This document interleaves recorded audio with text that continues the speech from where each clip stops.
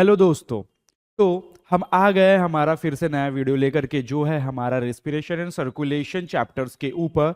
तो हमने last topic हमारा कंप्लीट कर चुके थे रेस्पिरेशंस के मैकेनिज्म के ऊपर। टोटल 4 टाइप देखे थे। इसमें हमने ब्रीदिंग देखा था, एक्सटर्नल रेस्पिरेशन, इंटरनल रेस्पिरेशन और सेलुलर लेवल ऑफ रेस्पिरेशन। ये सारी चीजें हम कंप्लीट कर चुके हैं।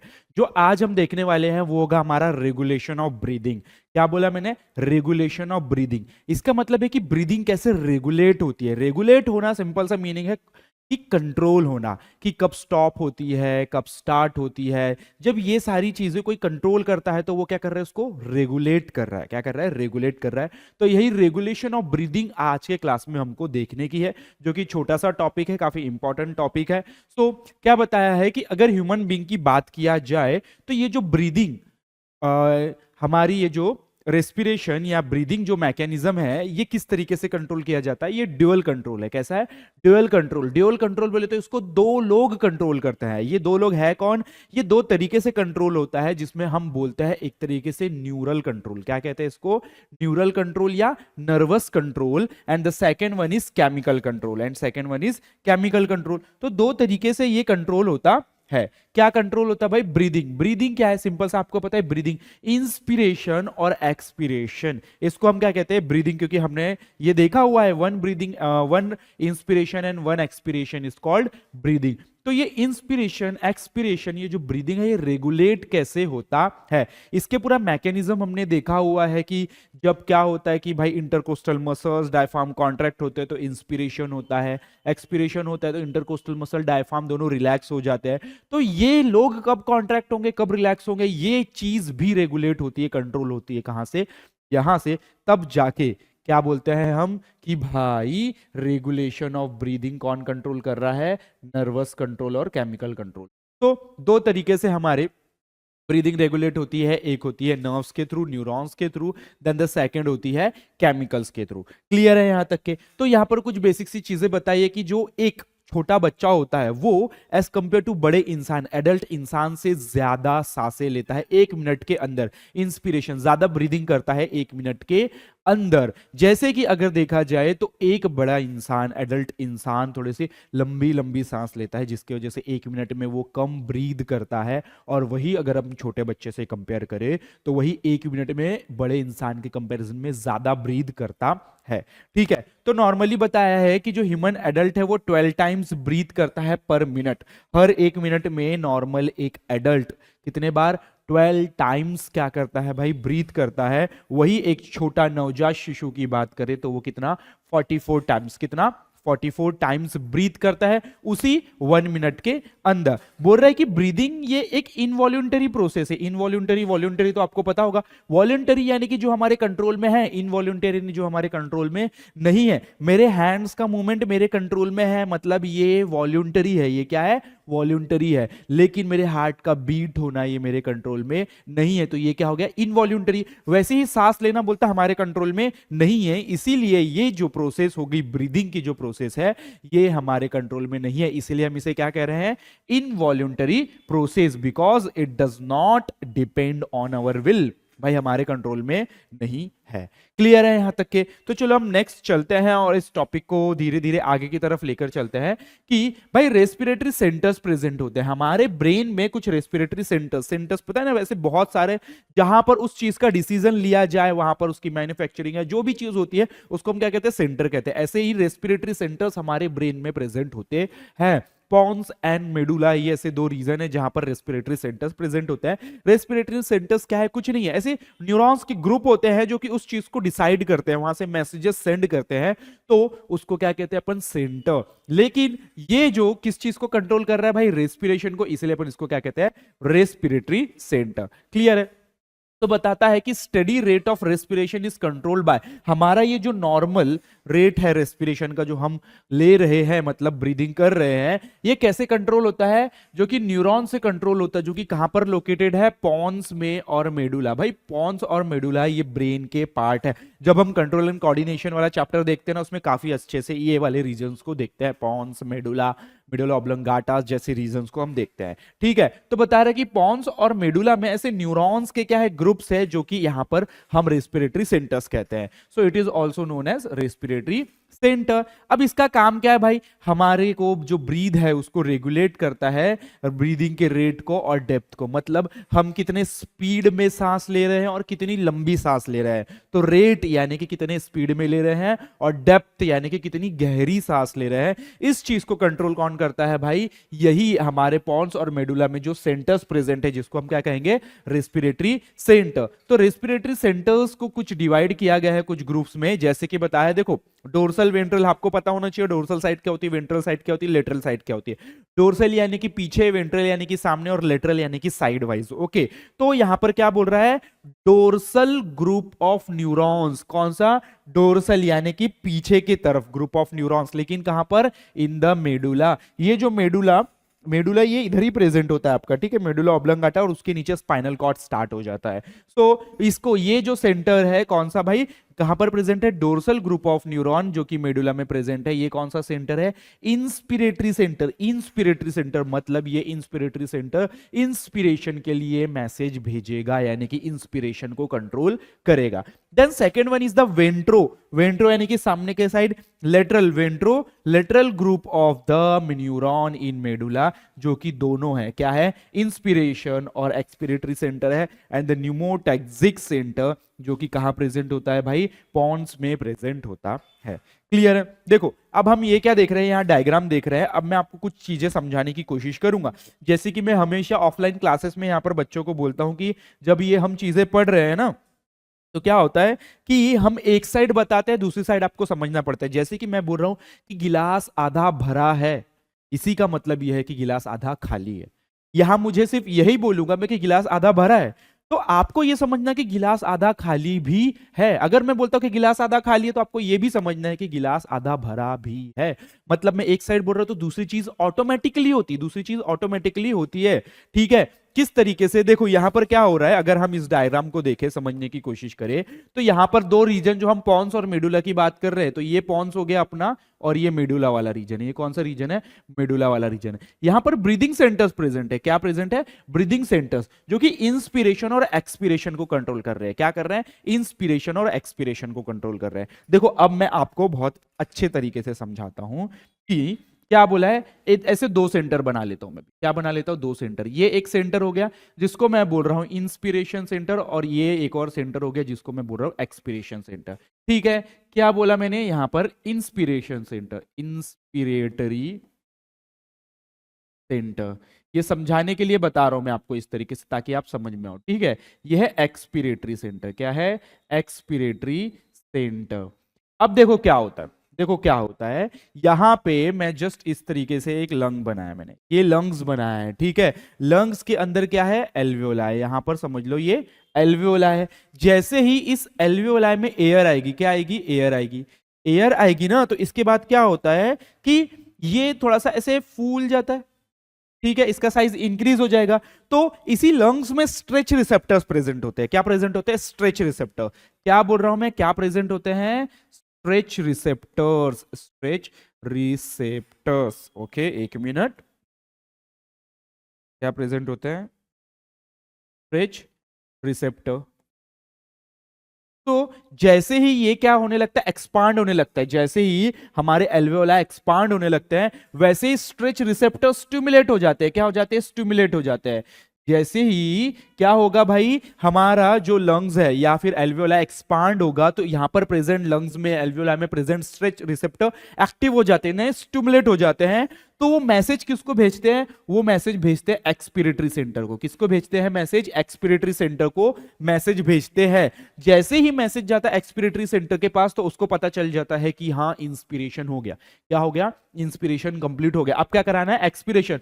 तो ये जो एक्सपिरेटरी सेंटर है ना, ये हमारे इंस्पिरेटरी सेंटर को नेगेटिव फीडबैक भेजेगा कि तुम इंस्पिरेशन बंद करो, या इंस्पिरेशन की प्रोसेस को बंद कर देगा। ये क्या कर देगा? एक्सपिरेटरी सेंटर इंस्पिरेटरी सेंटर को ब्लॉक कर देगा। क्या कर देगा? ब्लॉक कर देगा। जैसे ये ब्लॉक कर देगा तो यहां इंस्पिरेशन हो रहा था, जो एयर अंदर आ रही थी वो आएगी क्या? नहीं आएगी। जो एयर अंदर आ रही थी वो आएगी क्या? बिल्कुल नहीं आएगी। देखो एक बार मैं और रिपीट कर रहा हूं। लंग्स है, लंग्स के अंदर एल्वियोलाई है। जैसे ही एयर आ रही है, एयर आ रही है मतलब इंस्पिरेशन हो रहा है, अंदर एयर जा रही है मतलब इंस्पिरेशन हो रहा है। जैसे जैसे अंदर एयर जाती है इंस्पिरेशन होता है तो ये एक्सपांड होते हैं। जैसे जैसे एक्सपांड होते हैं तो स्ट्रेच रिसेप्टर्स क्या हो जाते हैं? स्टिमुलेट हो जाते हैं। क्या हो जाते हैं? नाम ही है स्ट्रेच, क्योंकि अगर वहां पर स्ट्रेच वाली कंडीशन आ जाएगी तो ये जो स्ट्रेच रिसेप्टर है ये स्टिमुलेट होते हैं। ये स्टिमुलेट होते हैं। ये कब स्टिमुलेट होंगे? जब इंस्पिरेशन हो रहा है, एयर अंदर आ रही है। तो जब ये स्टिमुलेट होंगे तो मैसेज किसको भेज देता है? ये एक्सपिरेटरी सेंटर को। किसको? एक्सपिरेटरी सेंटर को, कि हम काफी हद तक के स्ट्रेच हो गए। तो ये जो हमारा एक्सपिरेटरी सेंटर है ये एक्टिव हो जाएगा और ये क्या कर देगा? इंस्पिरेटरी सेंटर को ब्लॉक कर देगा। क्या कर देगा? ब्लॉक कर देगा। जैसे ही एक्सपिरेटरी सेंटर इंस्पिरेटरी सेंटर को ब्लॉक कर देगा तो ये इंस्पिरेशन यहां से बंद हो जाएगा। इंस्पिरेशन यहां से बंद हो जाएगा। जैसे ही इंस्पिरेशन बंद होगा तो एयर कहां चले जाएगी? बाहर चले जाएगी। एयर कहां चले जाएगी? बाहर चले जाएगी। और जैसे ही मैं बोलता हूं कि एयर बाहर चली गई तो ये वापस से लंग्स अपनी जगह पर आ जाएंगे। वापस से जो लंग्स है वो अपनी जगह पे आ जाएंगे। ठीक है, देखो अभी देखते हैं। अभी यस, 1 मिनट 1, यस।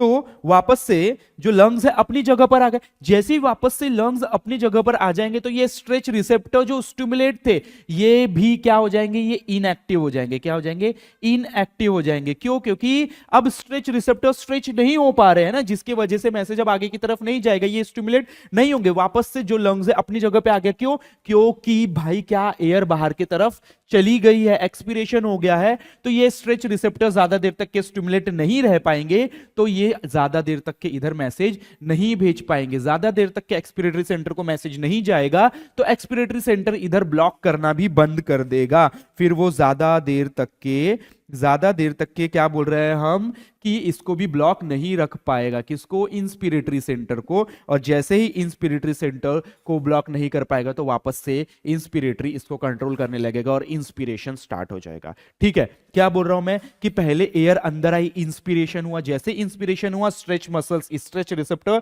क्या हुआ? स्टिमुलेट हुआ। एक्सपिरेटरी सेंटर को मैसेज भेजा। एक्सपिरेटरी सेंटर ने इनहिबिटरी सेंटर को क्या कर दिया? ब्लॉक कर दिया। उसको ब्लॉक कर दिया, जिसकी वजह से इधर मैसेज नहीं आ रहा तो इंस्पिरेशन नहीं होगा। तो क्या हो जाएगा? एक्सपिरेशन हो जाएगा। जैसे ही एक्सपिरेशन हो गया यानी कि एयर बाहर जाएगी तो ये वापस से स्ट्रेच रिसेप्टर नॉर्मल हो जाएंगे। ये स्टिमुलेट नहीं होंगे, मैसेज आगे पास नहीं होगा यहां पर, तो ये भी इसको ब्लॉक नहीं रख पाएगा। तो क्या होने लगेगा? फिर से इंस्पिरेशन होने लगेगा और ये एक प्रोसेस कंटिन्यूअसली चलते रहती है। इस तरीके से कंट्रोल किया जाता है। तो देखो यहां पर अपन क्या देख रहे हैं, थोड़ा सा यहाँ पर दो तरीके से भी चीज़ें कंट्रोल की जाती है। एक न्यूरॉन तरीके से, नर्वस तरीके से हमने बात की, और एक केमिकल तरीके से। ठीक है, तो नर्वस तरीके से अभी देखा हमने। केमिकल तरीके से भी क्या होता है कि अगर ब्लड में डिटेक्ट किया जाता है कि कार्बन डाइऑक्साइड ज्यादा है, ब्लड में कार्बन डाइऑक्साइड ज्यादा है, मतलब ऑक्सीजन की जरूरत है, मतलब इंस्पिरेशन कराना पड़ेगा। क्या कराना पड़ेगा? इंस्पिरेशन। अगर ब्लड में ऑक्सीजन ज्यादा है नॉर्मल कंडीशन में तो क्या कराना पड़ेगा? फिर तो ऑब्वियसली कार्बन डाइऑक्साइड ज्यादा है तो भी एक्सपिरेशन कराना पड़ेगा और इंस्पिरेशन कराना पड़ेगा। क्लियर है यहां तक के? तो इस तरीके से डिपेंड करता है कि CO2 का इंक्रीज होने से ब्लड में क्या कराना पड़ेगा। जैसे ही CO2 इंक्रीज हो जाएगा ब्लड में तो क्या कराना पड़ेगा? एक्सपिरेशन कराना पड़ेगा। और ऑक्सीजन अगर कम हो जाता है ब्लड में तो क्या कराना पड़ेगा? इंस्पिरेशन कराना पड़ेगा। इस तरीके से यहां पर बताया पॉन्स और मेडुला। ये डायग्राम देखो इतना कुछ इंपॉर्टेंट नहीं है, डायग्राम आपको डायरेक्टली पूछता नहीं है। देन क्या बताया कि nerve impulse trigger contraction of muscles intercostal nerves. तो जैसे इधर से मैसेज आता है तो हम क्या बोलते हैं? इंटरकोस्टल मसल, डायफ्राम कॉन्ट्रैक्ट होंगे, है कि नहीं? तो वो यहीं से कंट्रोल होगा। तो ये लोग मैसेज भेजेंगे कि हाँ अब इंटरकोस्टल मसल्स और किसको? डायफ्राम को कॉन्ट्रैक्ट कराना है। जैसे कॉन्ट्रैक्ट कराएंगे तो वहां पे वॉल्यूम इंक्रीज होगा जाएगा, इंस्पिरेशन होगा। क्या होगा? इंस्पिरेशन होगा। इस तरीके से यहां पर ये प्रोसेस चलती है। क्लियर है यहाँ पे? चलो देख लेते हैं क्या और बताया है अपने को। क्या बताया? एपनियोस्टिक सेंटर। एपनियोस्टिक सेंटर, ये एपनियोस्टिक सेंटर प्रेजेंट कहाँ है? ये प्रेजेंट है मेडुला में। कहां पर प्रेजेंट होता है? मेडुला में। ये अपोजिट होता है, यानी कि एंटागोनिस्ट होता है किसका? न्यूमोटैक्सिक सेंटर का। न्यूमोटैक्सिक सेंटर का एंटागोनिस्ट, जैसे एंटागोनिस्ट अगेंस्ट, जैसे हमने देखा एक्सपिरेटरी सेंटर इंस्पिरेटरी सेंटर्स के अगेंस्ट जा रहा था, उसको ब्लॉक कर रहा था, इसको अपन एंटागोनिस्ट कहते हैं। क्या कहते हैं? एंटागोनिस्ट। जो कि मेडुला में प्रेजेंट होता है। क्या कंट्रोल करता है भाई? Non rapid movement. क्या? Non rapid movement sleeping. जो कि हमारी आई है ना बेटा, जो आई मूव करती है अंदर जब हम सोते हैं, अगर हम ड्रीमिंग वाली कंडीशन में होते हैं, सपने देखते हैं, तो हमारी आंखें अंदर मूव होती है, लेकिन जब एकदम गहरी नींद होती है तब वो मूव नहीं करती है। तो उस मोमेंट को जब हम काफी डीप स्लीप में होते हैं या वेकफुलनेस में होते हैं, तब इसको वो कंट्रोल करता है। ड्यूरिंग इंस्पिरेशन, देखो इंस्पिरेशन के टाइम पे क्या होता है कि लंग्स एक्सपांड होते हैं। लंग्स एक्सपांड होते हैं एक क्रिटिकल पॉइंट तक के, जहां तक के उसको एक्सपांड होना है। तो फिर क्या होता है, जो स्ट्रेच रिसेप्टर वहां प्रेजेंट होते हैं वो स्टिमुलेट हो जाते हैं। जो मैंने अभी बताया, स्ट्रेच रिसेप्टर क्या हो जाएंगे? स्टिमुलेट हो जाएंगे, जिसके वजह से इंपल्स आर सेंड। इंपल्स का मतलब होता है सिग्नल। इंपल्स का मतलब होता है सिग्नल, ठीक है, या मैसेज बोल सकते हो, मैसेज भेजा। कि इंपल्स क्या होंगे? सेंड होंगे अलोंग द वेगस नर्व। किस नर्व्स के थ्रू? वेगस नर्व्स के थ्रू मैसेज सेंड होंगे। कहां पर सेंड होंगे? Expiratory centre. मैंने बताया था एक्सपिरेटरी सेंटर पे मैसेज सेंड होता है। कहां पर होता है? Expiratory centre. ये देखो स्ट्रेच रिसेप्टर जैसे स्टिमुलेट होंगे तो expiratory centre, expiratory centre inspiratory centre को क्या कर देगा? फिर ब्लॉक कर देगा। क्या कर देगा? ब्लॉक कर देगा। क्लियर है यहां तक के? देन क्या बोल रहा है अभी कि it then send out inhibition. ये इनहिबिटरी इफेक्ट शो करता है, inhibition impulse to the inspiratory centre, जिसके वजह से इंस्पिरेटरी मसल्स रिलैक्स हो जाएंगे और एक्सपिरेशन हो जाएगा। एक्सपिरेशन जैसे ही होता है तो एयर बाहर की तरफ आएगी, एयर बाहर की तरफ आएगी। As air leaves the lungs during expansion, lungs are deflated. Lungs वापस से अपने जगह पर आ जाएंगे। Stretch receptor no longer stimulated. ज्यादा लंबे समय तक स्ट्रेच रिसेप्टर स्टिमुलेट रह पाएंगे क्या? बिल्कुल भी नहीं। तो क्या होता है? Inspiratory centre no longer inhibition, जिसके वजह से इंस्पिरेटरी सेंटर ज्यादा देर तक के इनहिबिट नहीं हो पाता, जिसके वजह से वापस से नया रेस्पिरेशन बिगिन होता है, यानी कि वापस से इंस्पिरेशन होगा, फिर एक्सपिरेशन होगा। इस इफेक्ट को क्या कहते हैं, या इस इवेंट को क्या कहते हैं? हेरिन-ब्यूरर रिफ्लेक्स। क्या कहते हैं? हेरिन-ब्यूरर रिफ्लेक्स। इसी रिफ्लेक्स के वजह से ही बहुत सारी चीजें क्या होती? प्रिवेंट होती है। हमारे लंग्स एक्सपांड एक सिर्फ पर्टिकुलर पॉइंट तक के होता है, नहीं तो अगर ये नहीं होता था तो एयर अंदर आते जाती थी और लंग्स हमारे बर्स्ट हो जाते थे, फूट जाते थे। ठीक है, Hering Breuer reflex control the depth.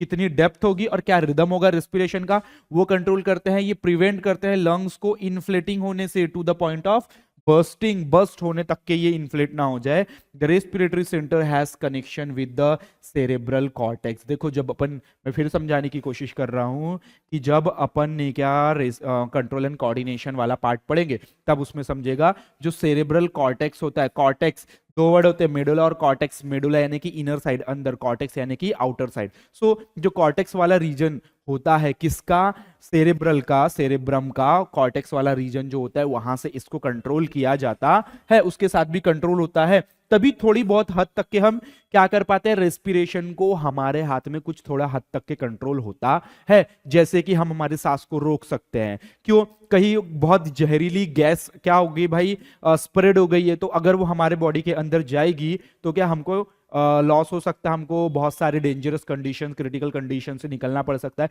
इसलिए हम उस टाइम पे क्या करते हैं? हम हमारे सांस को रोक के रखते, ब्रीदिंग को रोक के रखते, जिसकी वजह से वो हमारे अंदर ना चले जाए।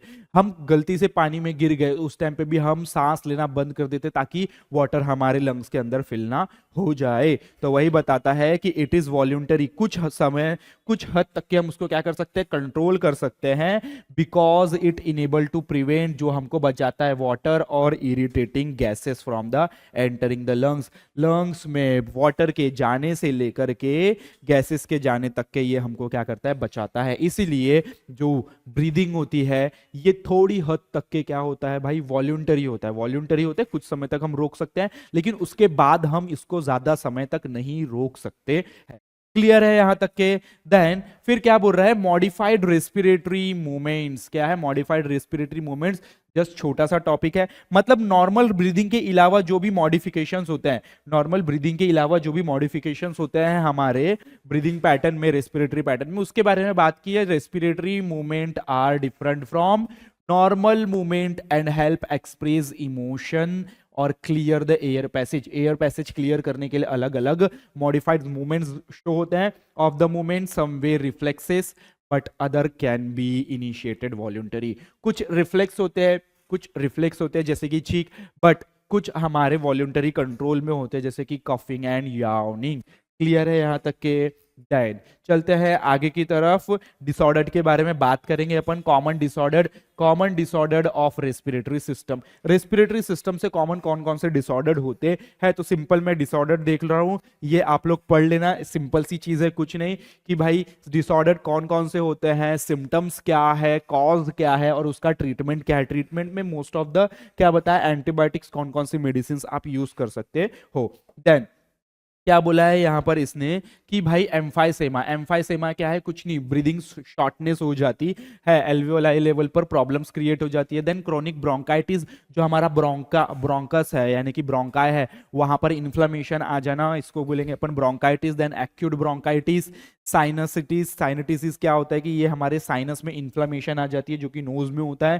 नाउ लैरिंजाइटिस, लैरिंग्स में स्वेलिंग, लैरिंजाइटिस। निमोनिया तो आप लोग जानते हो। देन अस्थमा में क्या होता है, प्रॉपर तरीके से सांस लेने में तकलीफ होती है हमको। Then last one is occupational respiratory disorder, यानी कि जो किसी काम के वजह से होती है, जैसे कि सिलिकोसिस और एस्बेस्टोसिस। ये सिलिकोसिस से एक नाम याद आ रहा है मेरे को, न्यूमोनो अल्ट्रा माइक्रोस्कोपिक सिलिको वोल्केनोकोनियासिस, पता है ना आपको कि सिलिका के वजह से जो डिसऑर्डर होता है, लंग डिजीज होता है, उसको कहते हैं अपन, ये उस डिजीज का नाम है। क्लियर है यहाँ पे? देन चलो चलते हैं अपन आगे की तरफ। भाई आगे क्या बोला है, आर्टिफिशियल वेंटिलेशन। आर्टिफिशियल वेंटिलेशन का सिंपल मीनिंग ये है कि जो एयर है प्रॉपर आना जाना कर पाए, इसको अपन वेंटिलेशन बोलते हैं। अगर ये हमारे बॉडी से प्रॉपर आना जाना हो रहा है तो हमारा वेंटिलेशन प्रॉपर हो रहा है। लेकिन समटाइम्स क्या होता है, नेचुरल तरीके में कोई तकलीफ हो जाती है, नेचुरली ये जो है रेस्पिरेशन नहीं हो पाता, तब आर्टिफिशियल रेस्पिरेशन के बहुत सारे अलग अलग तरीके हैं। मैकेनिकल, बहुत सारे आपने पिक्चर्स वगैरह में देखा होगा, माउथ टू माउथ रेस्पिरेशन देते हैं।